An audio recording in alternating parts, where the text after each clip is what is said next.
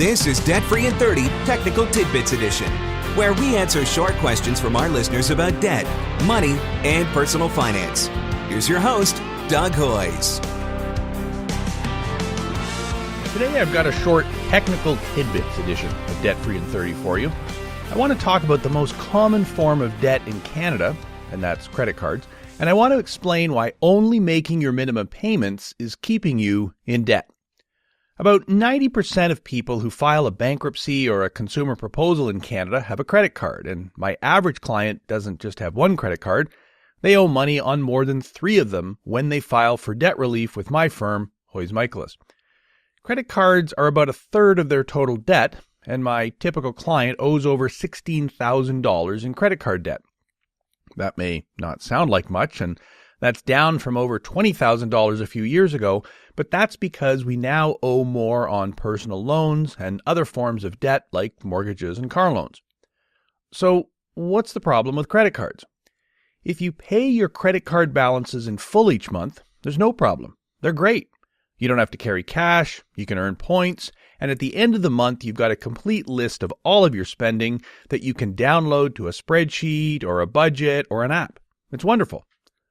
The problem, of course, is if you don't pay your balance in full every month.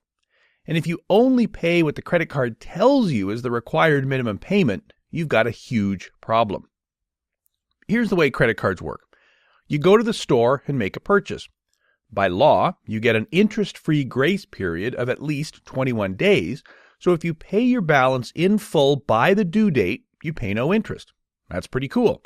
You just borrowed money for at least 21 days for free. Now, let me stop here and mention that the 21-day interest-free grace period only applies to purchases. It does not apply to cash advances, so if you take a cash advance on your credit card, you're paying interest immediately. There is no grace period. But what happens if you only make your minimum payment? Well, not surprisingly, you start paying interest. Keep paying the minimum, and you keep paying interest. So what is a minimum payment? How does the credit card company figure out your minimum payment? Each credit card is different, but a typical minimum payment will be 3% of the outstanding balance plus interest payments and fees for that month. Let's say you owe $1,000 on your credit card. Let's assume the interest rate is 20% just to keep the math easy. That means the interest on $1,000 for a month is $200 divided by 12 months or $16.67 for 1 month. Your minimum monthly payment could be 3% of the balance, so that's $30 plus the interest for a total required payment of $46.67. So you paid your credit card company $47, but your balance only fell by $30. That's why, if you only make your minimum payment, it can easily take a dozen years or more to pay off your credit card. Here's an example. You make a purchase of $10,000, the interest rate is 19.99%, and the minimum payment on your credit card is 3% of the balance plus interest, or a minimum of $10. At that rate, it will take you almost 13 years to pay off your credit card if you only make your minimum payment, and you will pay almost $5,000 in interest. That means that those things you bought for $10,000 end up costing you $15,000. Carrying a balance also impacts your credit utilization, which impacts your credit score, which may make it more difficult to borrow for something like a mortgage or a car loan. That's another reason why only making the minimum payment on your credit card is deadly. The interest rates and minimum payments on credit cards can vary a lot.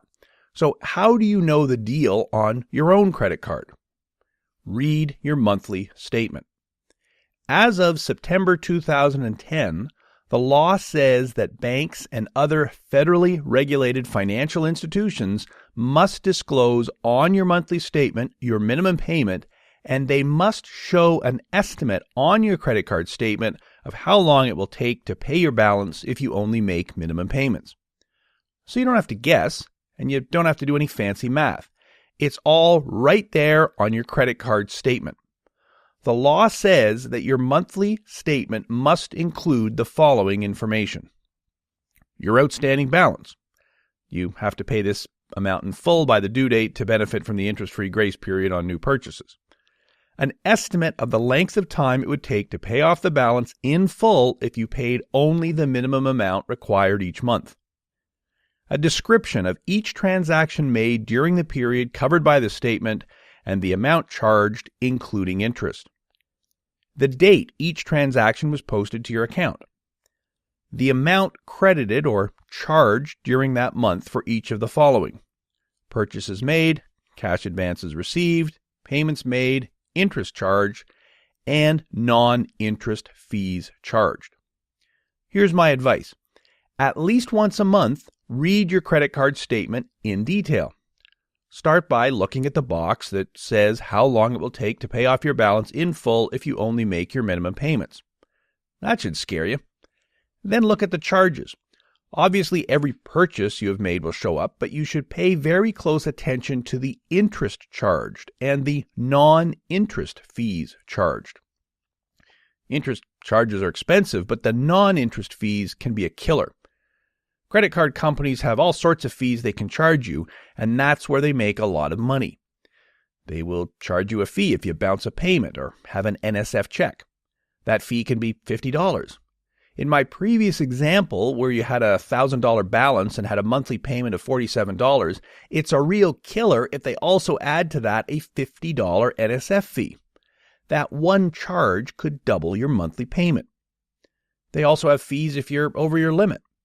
If you have a $1,000 limit and they charge you interest, so now you owe more than $1,000, they could charge you an over-limit fee. That could be another $50. You can see how those non-interest fees can add up, so watch them carefully. Once a month, you should look at your statement, the actual printed statement.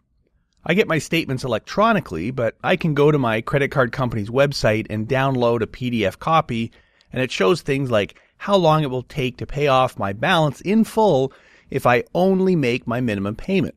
So that's important. But I don't only look at my statement once a month.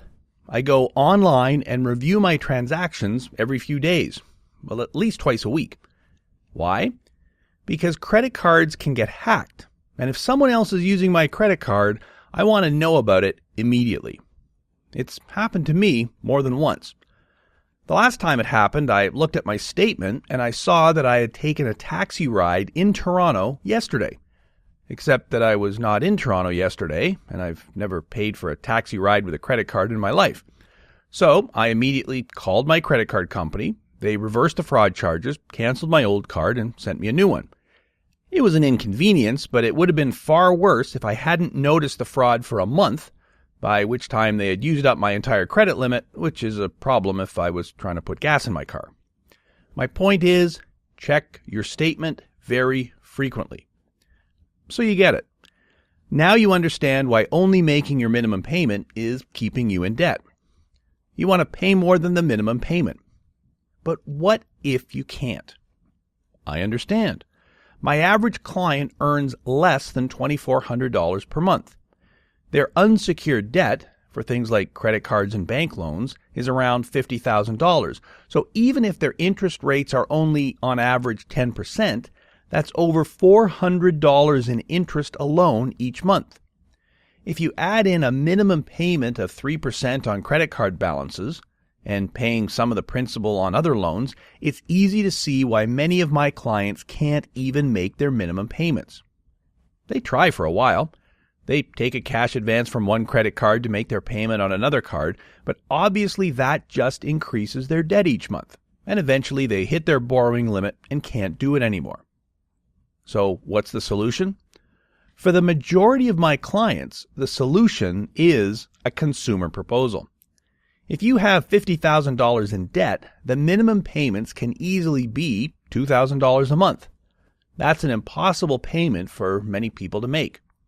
In a typical consumer proposal for someone with $50,000 in debt, we can often negotiate a payment of $250 or $300 per month. That's a lot less than $2,000 a month.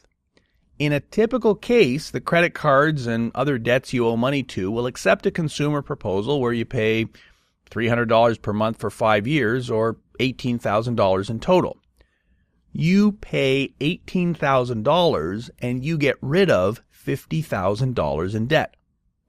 And that $18,000 includes everything.